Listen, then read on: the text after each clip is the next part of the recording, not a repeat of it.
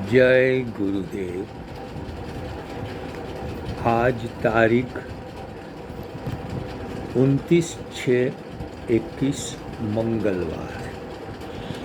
गुरुदेव भगवान की लीलाओं का रहस्य दिखा रहे हैं। अब दिखाते हैं भगवान की 16,108 रानियाँ।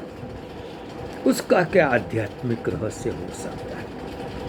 गुरुदेव कहते हैं इसे समझने से पहले हमें सृष्टि की जो रचना है वो समझनी पड़ेगी। वो मूल प्रकृति जो संसार की माया से बना है, जिसे प्रकृति कहते हैं।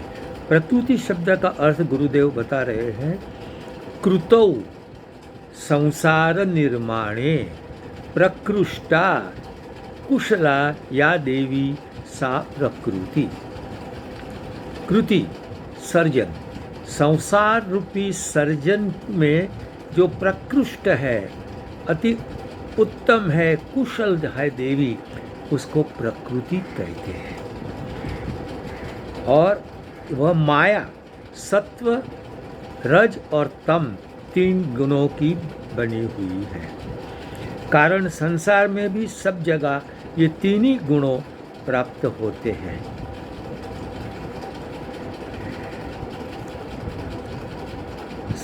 सत्वगुण से सुख, रजोगुण से दुख और तमोगुण से मोह पैदा होता है, ऐसा सांख्य दर्शन का सिद्धांत है। गुरुदेव समझाते हैं, एक बालक बहुत सुंदर है तो अपने माता पिता के लिए वो सुख का कारण है। अच्छा, वो ही बालक शत्रु के लिए दुख का कारण है। और पड़ोस में निसंतान कोई कपल रहता है तो उसके लिए वो मोह का कारण है। बालक तो एक ही है। उसी प्रकार दूसरा उदाहरण देते हैं कि एक अंगूठी लो, अंगूठी में सोना भी होता है, पित्तल भी होता है, लोहा भी होता है। तो ये 3 मिलाकर उसी प्रकार सब चीज़ें ये 3 से बनी हुई हैं। प्रकृति का प्रथम परिणाम होता है महत्तत्व, जिसे पौराणिक भाषा में ब्रह्मा कहते हैं। महत्तत्व का परिणाम है अहंकार, जैसे पौराणिक भाषा में प्रजापति कहते हैं। अहंकार 2 प्रकार का है, सात्विक और तामस। तामस अहंकार का परिणाम है तन्मात्रा अथवा सूक्ष्म भूत। इसी प्रकार मूल प्रकृति, महत्तत्व, अहंकार और 5 सूक्ष्म भूत, ये सब मिलकर 8 हो गए। अहंकार के 2 भेदों में से सात्विक अहंकार का परिणाम है 11 इंद्रियां, 5 ज्ञानेंद्रिय, 5 कर्मेंद्रिय और मन, 5 तन्मात्राएं, जिसका परिणाम है 5 स्थूल भूत। शब्द, स्पर्श, रूप, रस, गंध ये तन्मात्रा है, तो पृथ्वी, जल, तेज, वायु, आकाश ये महाभूत है। तो 11 इंद्रिय और 5 स्थूल भूत मिलकर 16 हो गए। सांख्य में 16 विकार या विकृति तत्व बताए गए हैं। और श्री कृष्ण, और इस इंद्रियों की जो वृत्तियां हैं वो सैकड़ों होती है, एक नहीं अनेक होती है। इसलिए कृष्ण की 16,108 रानियाँ, उसमें 8 मूल प्रकृति, इंद्रियों की आलोचन आदि सैकड़ों वृत्तियाँ और पृथ्वी, जल, तेज इत्यादि असंख्य, वो सब मिलकर 16,108 होता है। दूसरी ओर भगवत गीता के आधार पर भूमिरापो नलो वायु खम मनो बुद्धिरेव च अहंकार इति यम में भिन्ना प्रकृति रष्टदा।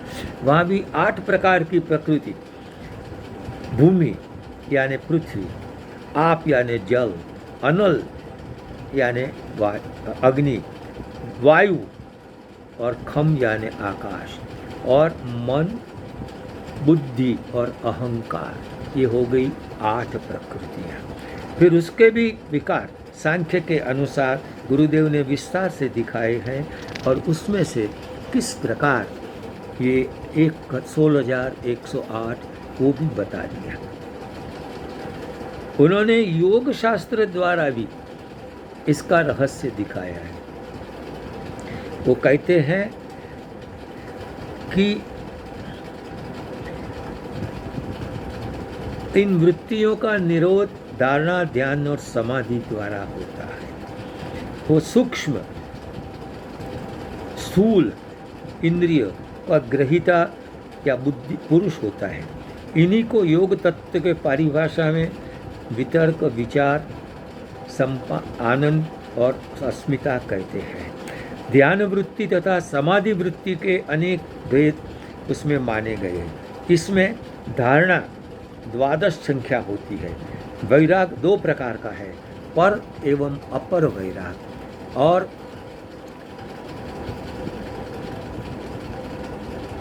अवान्तर भेद के कारण विरक्ति 5 प्रकार की होती है।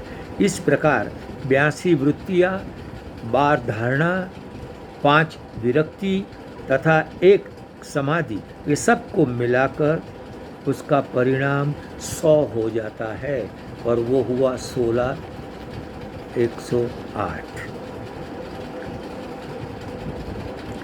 आगे गुरुदेव ये भी बताते हैं कि योग शास्त्र में भी 8 दिखाए हैं।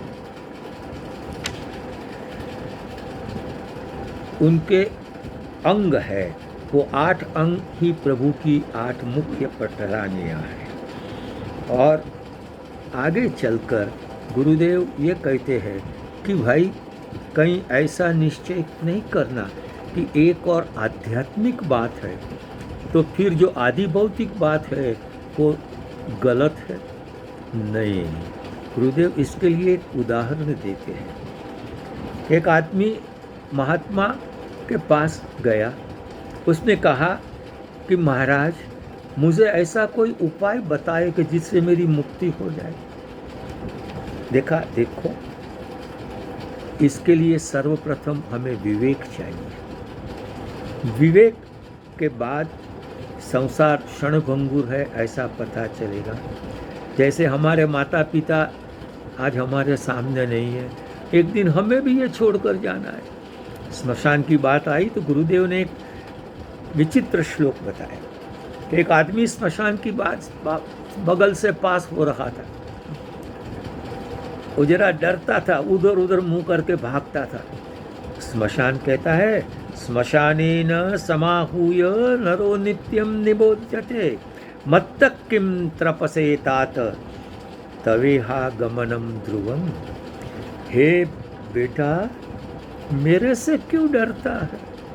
स्मशान कह रहा है क्योंकि एक दिन तो तुझे मेरे पास ही आना है, इसलिए डरने की जरूरत नहीं। महात्मा जी ने उसे समझाया तो उसने क्या किया, फिर विवेक आएगा, वैराग आएगा, फिर ज्ञान आएगा, फिर मुक्ति आएगी। तो वो पुरुष ने अपने लड़के का नाम विवेक रख दिया। जब विवेक को पुत्र हुआ तो उसका नाम वैराग रख दिया। वैराग को लड़का पैदा हुआ तो उसका नाम ज्ञान रख दिया, ज्ञान चंद्र, प्रबोध चंद्र ऐसा। अब ज्ञान को लड़का नहीं हुआ, लड़की हुई, उसका नाम रख दिया मुक्ति। अब कोई कहेगा कि ये सब इसका संसार है, तो क्या वो मुक्ति रूपी साधनों का कोई अस्तित्व नहीं? दोनों का है। ये आदमी का पूरा संसार, इसमें भी ये सब चीज़ें हैं, और तत्व ज्ञान में भी ये सब चीज़ें हैं। उसी प्रकार प्रभु की पत्नियाँ, वो भी सब, तो साथ में उसका आध्यात्मिक रहस्य है, वो भी इस प्रकार है। देखिए भगवान देवकी के 8वें गर्भ में आए। क्यों? कि योग की 8 यम, नियम, आसन, प्राणायाम, प्रत्याहार, धारणा, ध्यान और समाधि ये अंग है, इसलिए भगवान ने 8 पसंद किया। अच्छा, इनमें से अहिंसा, सत्य, अस्तेय, ब्रह्मचर्य और अपरिग्रह, ये 5 यम हैं। शौच, संतोष, तपस, स्वाध्याय और ईश्वर प्रणिधान ये नियम है। आसन 84 प्रकार के होते हैं। श्वासों की प्रक्रिया को प्राणायाम कहते हैं। विषयों से इंद्रियों को हटाना उसको प्रत्याहार कहते हैं।